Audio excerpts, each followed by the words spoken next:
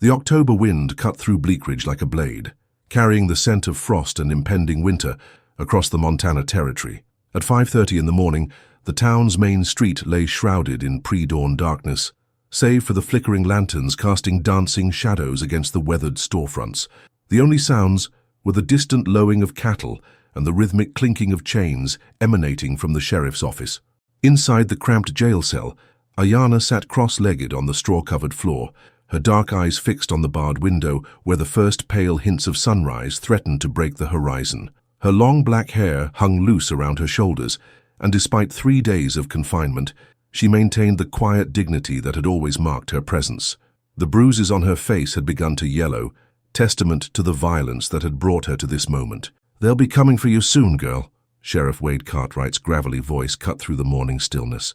He stood outside her cell, a man in his 50s with graying hair and cold blue eyes that had seen too much corruption to reflect any warmth. His badge caught the lamplight as he adjusted his gun belt, preparing for what he considered would be the easiest conviction of his career. "Judge Morrison's already set up court in the saloon. Whole town's going to be there to see justice done." Aiyana didn't respond, didn't even look at him. She had learned long ago that silence was sometimes the most powerful response to those who sought to diminish her spirit. Outside, she could hear the growing murmur of voices as townspeople gathered for the spectacle they called justice. The door to the sheriff's office burst open with a bang, admitting Sarah McKenna along with a gust of cold air that made the lamp flames dance. At 26, Sarah possessed the kind of determined beauty that came from a life lived with purpose. Her auburn hair was pulled back severely, and her green eyes blazed with barely contained fury as she confronted the sheriff. "I demand to see my sister," Sarah said, her voice steady despite the anger coursing through her veins. She wore her best dress, a dark blue wool that she usually reserved for church, knowing that appearances mattered in a town where prejudice ran as deep as the nearby copper mines. Cartwright's lips curled into what might have been called a smile on a more honest man. "Sister? That's rich, Miss McKenna. Last I checked, you weren't born with redskin." "Aiyana has been my sister for 15 years, Sheriff, ever since my parents took her in after the massacre at Crow Creek. Family isn't just about blood." Sarah's words carried the weight of years spent defending this bond to a town that had never fully accepted it. The sheriff shrugged, fishing the keys from his pocket with deliberate slowness. "Makes no difference to me. She's still gonna hang for killing young Thomas Hartwell. Whole town saw her running from his body, blood on her hands. Because she was trying to help him after he attacked her," Sarah shot back, moving quickly to Aiyana's cell as Cartwright unlocked it. "You know as well as I do what really happened out there." Aiyana rose gracefully as her sister entered the cell, and for a moment the two women simply looked at each other. Despite their different heritage, there was an unmistakable similarity in their bearing, the same straight spine, the same refusal to bow before injustice. "How are you holding up?" Sarah asked softly in English, then repeated the question in the Lakota she had learned during their childhood together. "I am not afraid to die," Aiyana replied in her native tongue, her voice carrying the steady rhythm of her people. "But I am afraid of what this will do to you, to your place in this town. My place is beside you as it has always been." Sarah reached through the bars to clasp her sister's hands. "I've been gathering evidence, talking to people.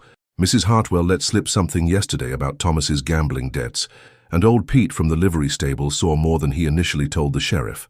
Cartwright jangled his keys impatiently. "Enough of that heathen jabber. Time to go, girl. Your trial awaits."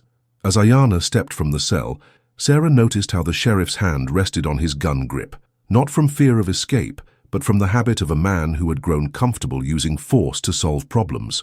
The corruption in Bleakridge ran deeper than most townspeople realized, and Thomas Hartwell's death had provided the perfect opportunity for certain powerful interests to remove what they saw as an obstacle to their plans. The three of them stepped out into the morning air, where a crowd of perhaps 60 people had gathered along Main Street. The mood was ugly, fed by years of resentment toward the nearby reservation and the belief that justice was too good for savages. Someone in the crowd shouted, "String her up," and others took up the call. But Sarah noticed something else as they walked toward Hannigan's saloon, where Judge Morrison had set up his makeshift court. Not everyone in the crowd looked eager for blood. Mrs. Patterson, who ran the boarding house, looked troubled. Doc Henley stood apart from the others, his medical bag in hand, and a grim expression on his weathered face. And there, near the general store, stood Pete Kowalski from the livery, his hat pulled low, but his eyes following their procession with what looked like guilt. The saloon's batwing doors had been propped open to accommodate the crowd. Inside, tables had been pushed aside to create a central space where Judge Morrison sat behind a makeshift bench constructed from wooden crates and planks. The Honorable Jedediah Morrison was a thin man with a white beard who had been dispensing frontier justice for over 2 decades, but Sarah had heard whispers that his recent decisions had favored those with the deepest pockets. As they entered, Sarah caught sight of Marcus Hartwell, Thomas's father, and one of the territory's most powerful ranchers. He sat in the front row, his face a mask of grief and rage, but his eyes held a cold calculation that made Sarah's skin crawl. Beside him sat his foreman, a brutal man named Jake Sutter, whose reputation for violence was known throughout the territory. "Bring the defendant forward," Judge Morrison called out, his voice carrying the authority of law, but lacking any warmth of compassion. As Aiyana was led to stand before the judge, Sarah took her place in the gallery, her mind racing through the evidence she had gathered and the allies she hoped to call upon. She had 3 hours, from now until noon, to save her sister's life and expose the truth that powerful men wanted buried. The trial was about to begin, but Sarah McKenna had no intention of letting it end the way Sheriff Cartwright and his conspirators planned. Judge Morrison's gavel struck the makeshift bench 3 times, each blow echoing through the crowded saloon like gunshots. The morning sun now streamed through the dusty windows, casting long shadows across the faces of the assembled townspeople. Outside, the wind had picked up, rattling the building's wooden frame and adding an ominous undertone to the proceedings. "This court is now in session," Morrison announced, his voice carrying over the murmur of the crowd. "We are here to determine the guilt or innocence of the defendant, Aiyana." He paused, consulting a piece of paper. No last name given in the matter of the murder of Thomas Hartwell. Sarah felt her jaw clench at the deliberate slight. Aiyana had taken the name McKenna years ago, but the judge was choosing to ignore that fact, reducing her sister to nothing more than a nameless savage in the eyes of the law. Sheriff Cartwright stepped forward, his boots clicking against the saloon's wooden floor. "Your Honor, the facts of this case are simple and clear. 3 days ago, young Thomas Hartwell was found dead near Willow Creek, his skull crushed by a rock. The defendant was discovered at the scene, blood on her hands and dress, attempting to flee." "That's a lie!" Sarah stood up, her voice cutting through the sheriff's testimony. "She wasn't fleeing, she was trying to help him." The judge's eyes narrowed. "Miss McKenna, you will have your chance to speak when called upon. Another outburst, and I'll have you removed from these proceedings." Marcus Hartwell rose from his seat, his weathered face twisted with grief and anger. "Your Honor, my boy Thomas was just 22 years old. He had his whole life ahead of him. That savage took it away from him for no reason other than the bloodlust of her people." A rumble of agreement rose from portions of the crowd, but Sarah noticed that not everyone was nodding along. Doc Henley still stood apart, his arms crossed and his expression troubled. Mrs. Patterson whispered something to her neighbor that didn't look like agreement. "Mr. Hartwell," Judge Morrison said with practiced sympathy, "please tell the court about your son's character and his relationship, if any, with the defendant." Hartwell's voice took on the rehearsed quality of a man who had prepared his words carefully. "Thomas was a good Christian boy, never hurt nobody. He sometimes rode the boundaries of our ranch, which borders the reservation land. Far as I know, he never had any dealings with this girl." Sarah's hands clenched into fists. She knew that wasn't true. Thomas Hartwell had been seen in town multiple times in recent weeks, drinking heavily at this very saloon and making crude comments about the pretty squaw who taught school. Several witnesses could attest to his increasingly erratic behavior, fueled by gambling debts and his father's pressure to marry the daughter of another wealthy rancher. Sheriff Cartwright called his first witness, a ranch hand named Bill Tompkins, whose testimony was clearly rehearsed. "I was riding fence that morning when I heard a woman screaming. By the time I got to Willow Creek, I seen the defendant standing over poor Thomas's body, blood all over her." "Did you see what happened before you arrived?" Sarah asked, standing up despite the judge's earlier warning. "Miss McKenna," Morrison snapped, "you are not acting as counsel in this proceeding." "Then who is?" Sarah shot back. "My sister has the right to legal representation even on the frontier." The judge's smile was cold. "In a town this size, Miss McKenna, we make do with frontier justice. The facts speak for themselves." But Sarah had noticed something during Tompkins' testimony. The ranch hand kept glancing toward Jake Sutter, Hartwell's foreman, as if seeking approval for his words. And when he described hearing a woman screaming, His eyes had shifted nervously toward the floor. As the morning wore on, Sarah watched the predetermined nature of the proceedings unfold. Witness after witness took the stand, their testimonies painting Aiyana as a savage who had finally given in to her violent nature.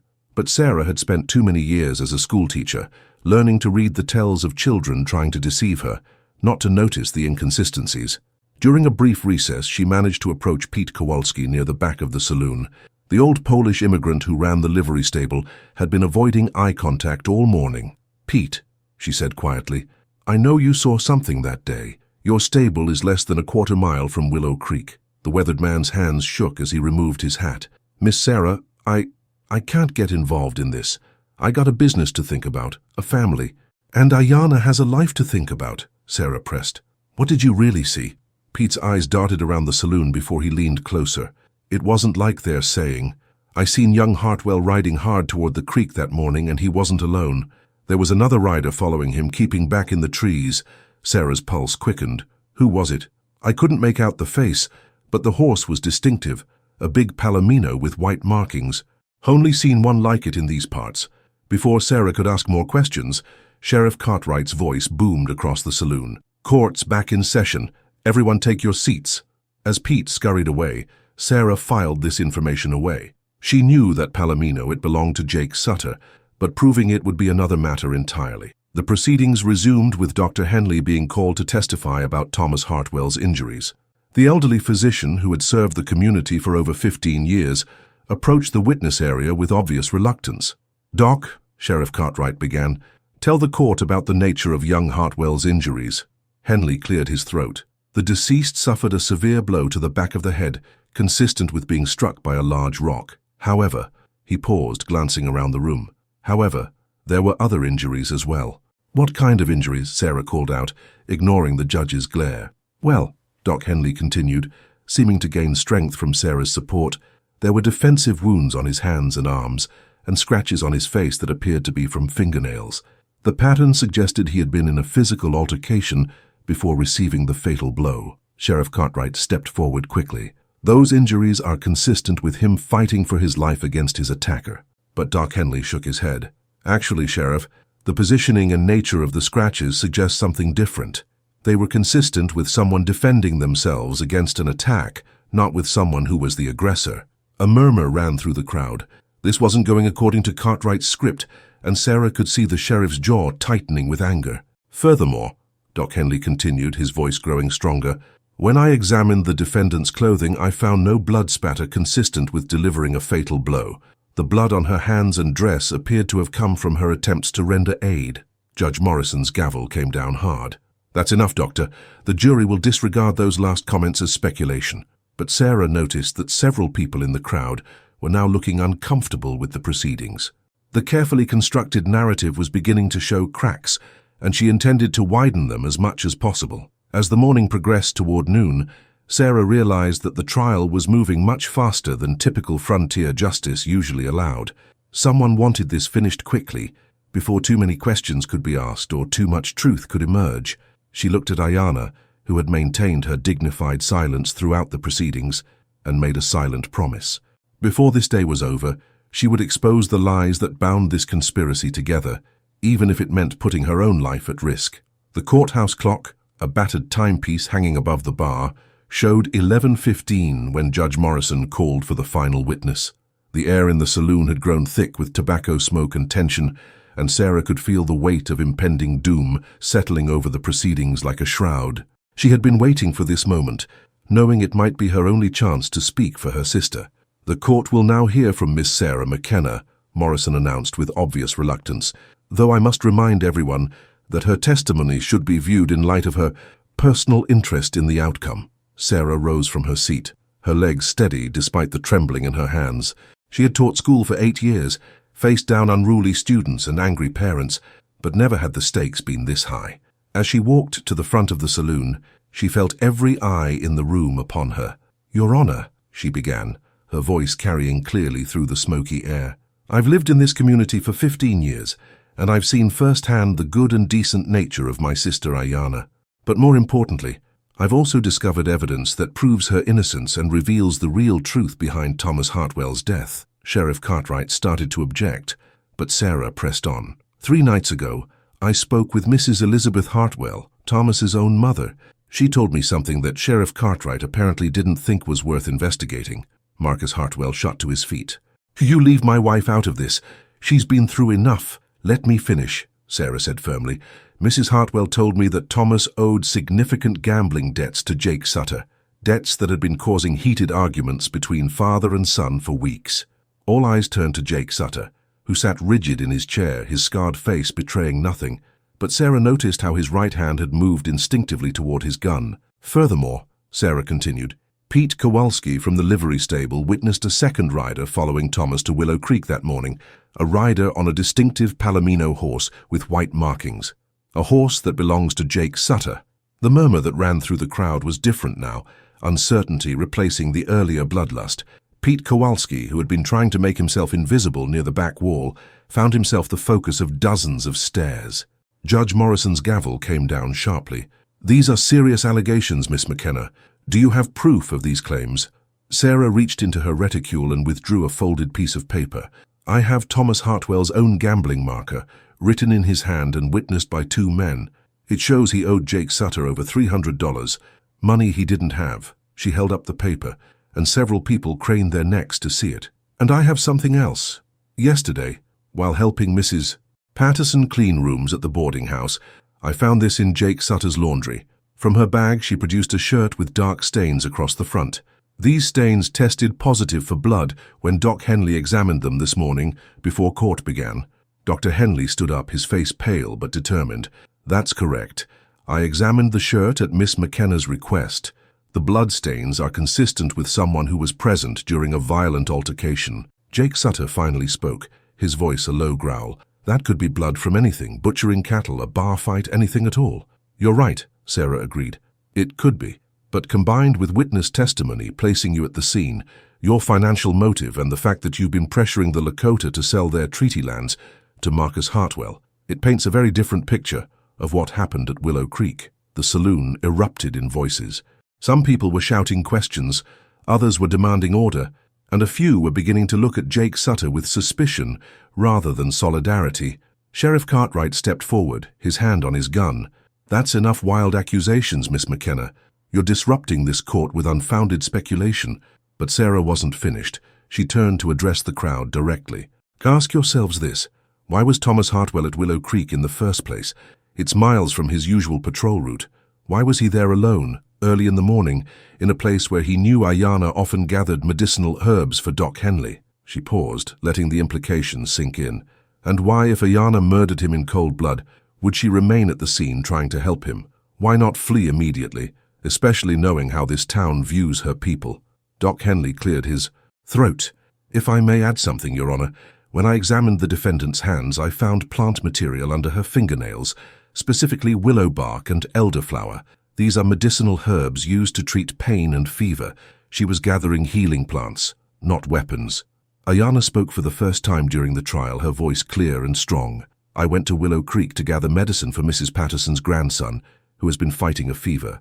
When I arrived, I found Thomas Hartwell lying by the water. He was still breathing, but barely. I tried to help him to stop the bleeding, but it was too late. Then why didn't you come for help? Judge Morrison asked. Because, Aiyana replied with quiet dignity, I knew no one in this town would believe a Lakota woman over a dead white man.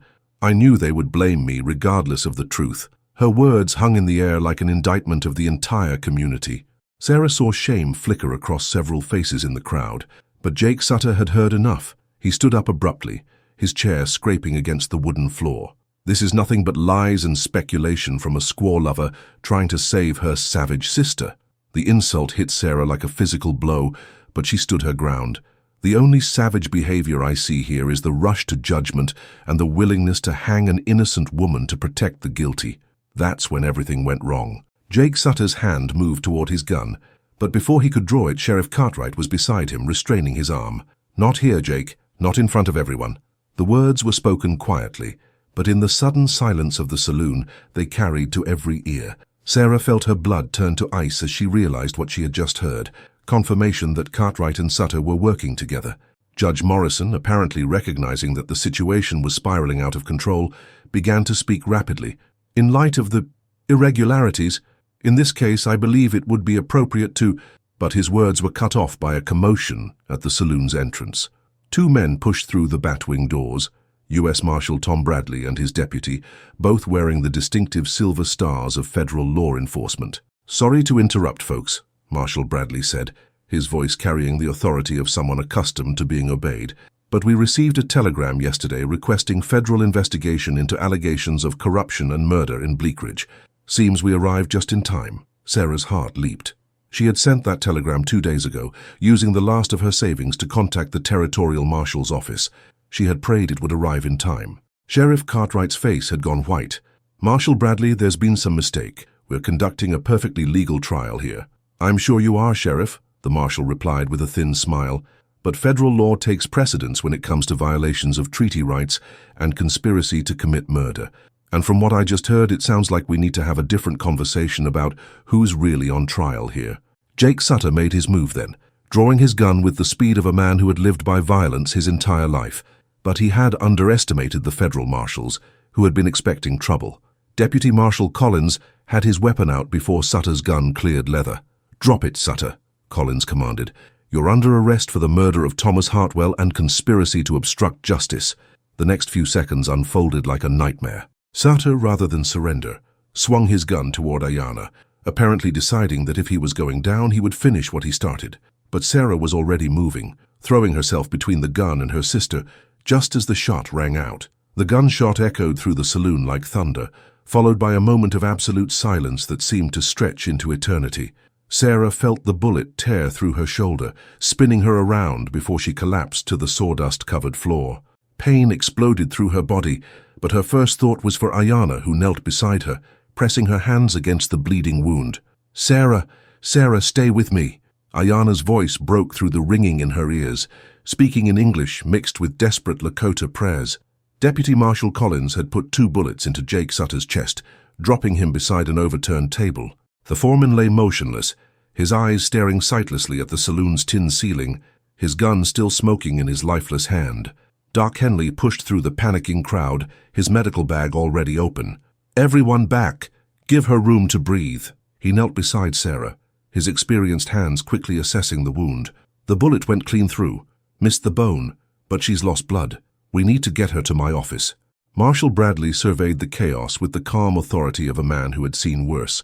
His deputy kept his gun trained on Sheriff Cartwright, who stood frozen in shock at how quickly his carefully laid plans had crumbled. "Sheriff Cartwright," the marshal said, his voice cutting through the confusion, "you're under arrest for conspiracy to commit murder, obstruction of justice, and violation of federal treaty law."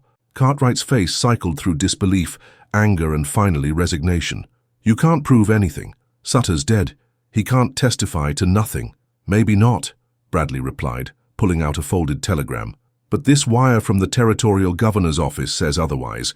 Seems Jake Sutter wasn't as smart as he thought. 3 weeks ago, he tried to sell information about illegal land deals to a newspaper reporter in Helena. The reporter kept detailed notes of their conversation. As Doc Henley worked to stanch Sarah's bleeding, she managed to focus on Marshal Bradley's words. Through her pain, she felt a surge of satisfaction. The conspiracy was bigger than just Thomas Hartwell's murder. It involved systematic corruption that reached far beyond Bleakridge. "Furthermore," the marshal continued, producing a second document, "we have a signed confession from Billy Tompkins, Sutter's ranch hand, who came to our office yesterday scared out of his mind. Seems he witnessed the real events at Willow Creek and couldn't live with lying about it." A collective gasp went up from the crowd.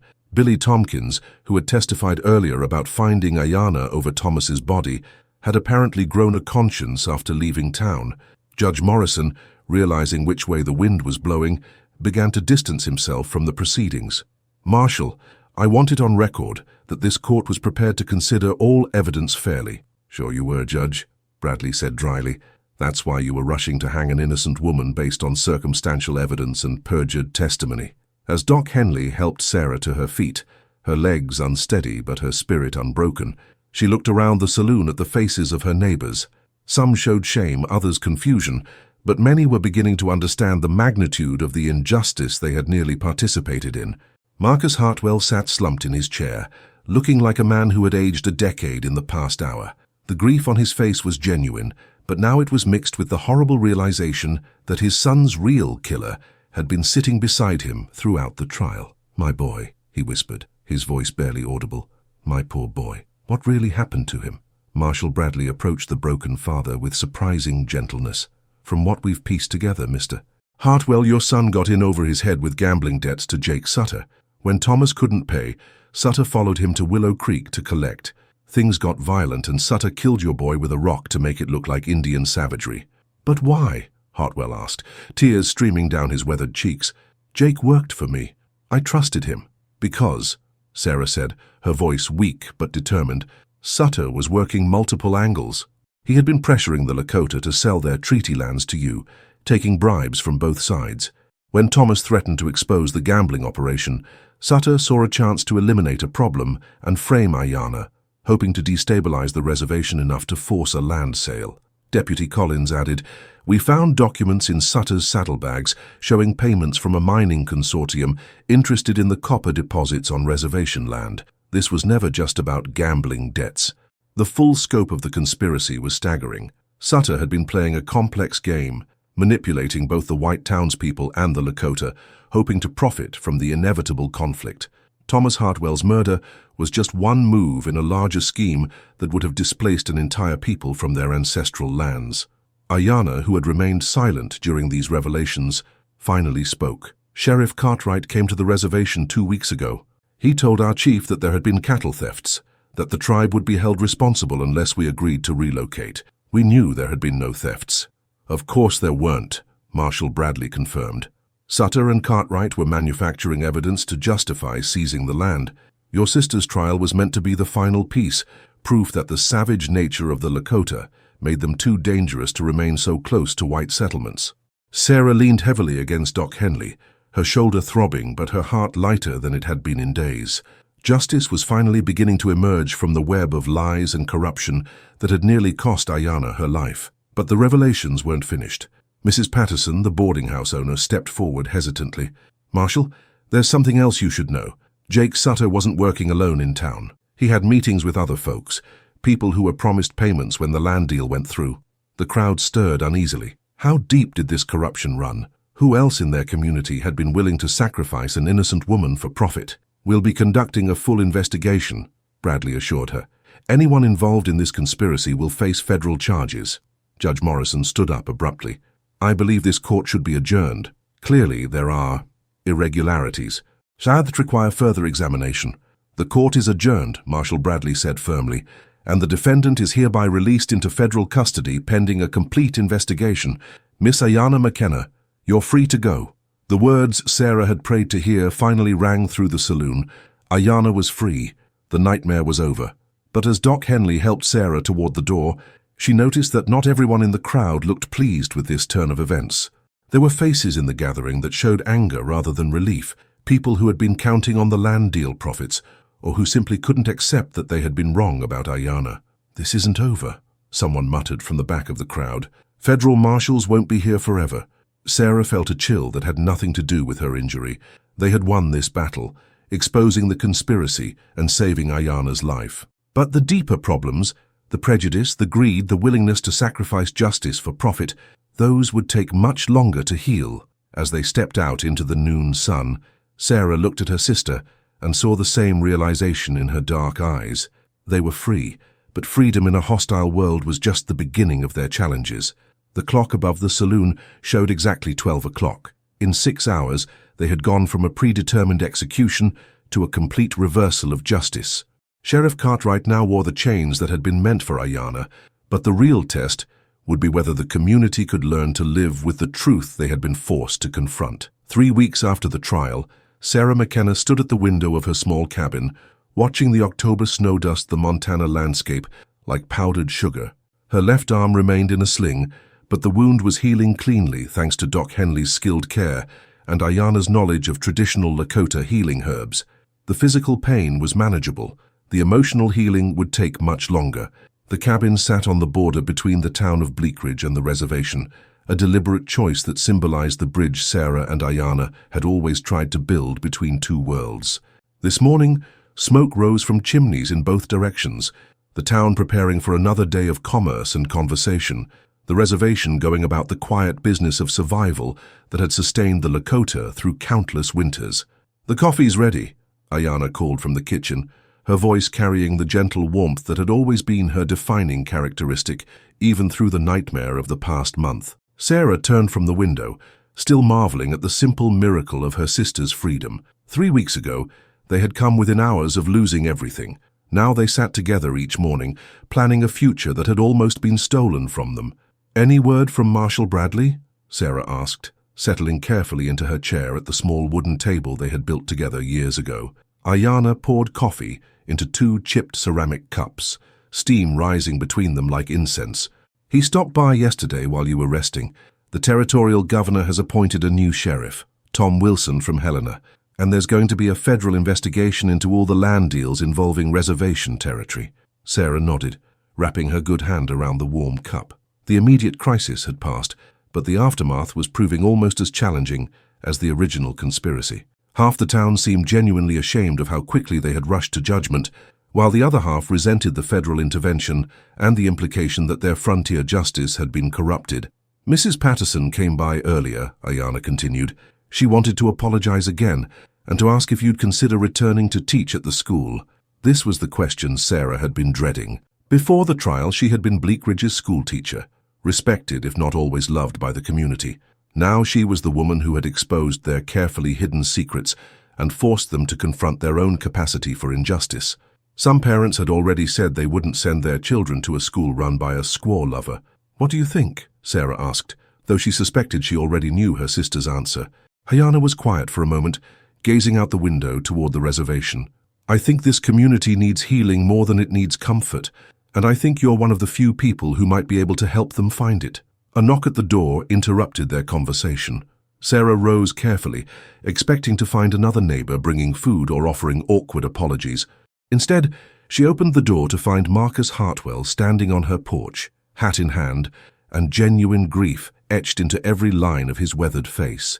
"Mr. Hartwell," Sarah said, surprise evident in her voice. "Please, come in." The rancher stepped inside, looking older and more fragile than she had ever seen him. The past 3 weeks had stripped away the arrogance and certainty that had once defined him, leaving behind a father struggling to understand how his world had collapsed so completely. "Miss McKenna, both of you," he began, his voice barely above a whisper. I don't know exactly what I came to do. Apologize seems too small a word for what happened." Aiyana rose gracefully and poured a 3rd cup of coffee without being asked. The gesture, offering hospitality to a man who had called for her death just weeks earlier, spoke to a generosity of spirit that Sarah had always admired in her sister. "Sit down, Mr. Hartwell," Aiyana said gently. "We all lost something these past weeks. Your son, my reputation, this community's faith in itself. Maybe it's time we talked about how to find our way forward." Hartwell accepted the coffee with shaking hands. "I keep thinking about Thomas, about the man he was becoming. The gambling, the drinking. I knew he was struggling, but I thought it was just the wildness of youth. I never imagined he would—" He trailed off, unable to finish the sentence. "Your son didn't deserve to die," Sarah said firmly. "Whatever his faults, whatever mistakes he made, Jake Sutter had no right to take his life. That truth doesn't change because of what happened afterward." "But I did," Hartwell continued, tears flowing freely now. "I called for your death, Miss Aiyana. I wanted vengeance so badly that I was willing to hang an innocent woman. How does a man live with that?" The question hung in the air like smoke from the wood stove. Outside, the snow was falling more heavily, blanketing the world in pristine white that seemed to promise new beginnings. "By doing better," Aiyana answered simply. "By choosing to be the man your son needed you to be while he was alive." Hartwell looked up sharply. "What do you mean?" "Thomas came to me twice this summer," Aiyana said, her voice steady but kind. "He was struggling with the pressure to marry someone he didn't love, with debts he couldn't pay, with trying to live up to expectations that didn't fit who he really was. He needed a father who would listen, not judge, someone who would help him find his own path." Sarah watched Hartwell absorb this revelation, seeing the pain in his eyes as he realized the opportunities he had missed. But she also saw something else, a glimmer of understanding that might eventually grow into wisdom. "He talked to you about these things?" Hartwell asked. "He did, and each time I told him the same thing, that he needed to talk to his father, that you loved him more than you loved your expectations for him, but he was afraid you would see his struggles as weakness.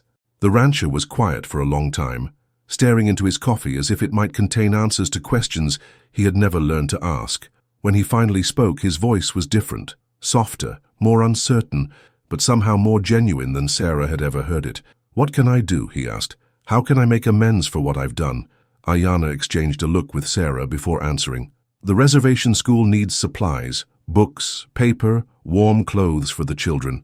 And there are families who will struggle this winter, because their men were arrested in connection with Jake Sutter's scheme. They were promised payment for helping with the land fraud, but now they face winter with nothing." "I'll take care of it," Hartwell said immediately. "All of it. And, Miss Aiyana, if you ever need anything at all, you come to me. It won't bring my boy back, but maybe it can help me become the kind of man he deserved as a father."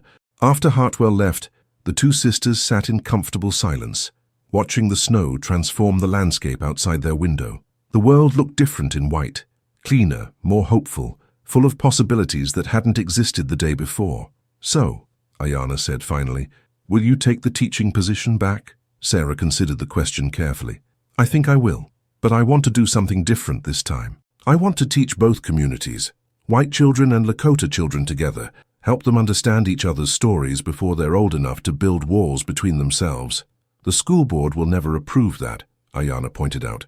"Then maybe it's time for a new school board," Sarah replied with a smile that was equal parts determination and mischief. "After all, this community just learned what happens when good people stay silent, while others make decisions based on fear and greed." As the afternoon wore on, other visitors came to the cabin. Doc Henley stopped by to check Sarah's wound and stayed for dinner. Mrs. Patterson brought fresh bread and news from town. Even Pete Kowalski appeared at their door, hat in hand, to thank them for giving him the courage to tell the truth. Each visitor carried the same message. Bleakridge was slowly learning to see itself more clearly, and while the process was painful, it was also necessary. The conspiracy had been like an infection, painful to Lance, but deadly if left untreated. As evening approached and the last visitor departed, Sarah and Aiyana prepared for bed in the cabin they had shared since childhood. Outside, the snow continued to fall, and somewhere in the distance a coyote called to its pack, a wild sound that spoke of freedom and survival against impossible odds. "Sarah," Aiyana said as they banked the fire for the night, "do you ever regret it? Taking me in, defending me, risking everything for someone who isn't even your blood family?"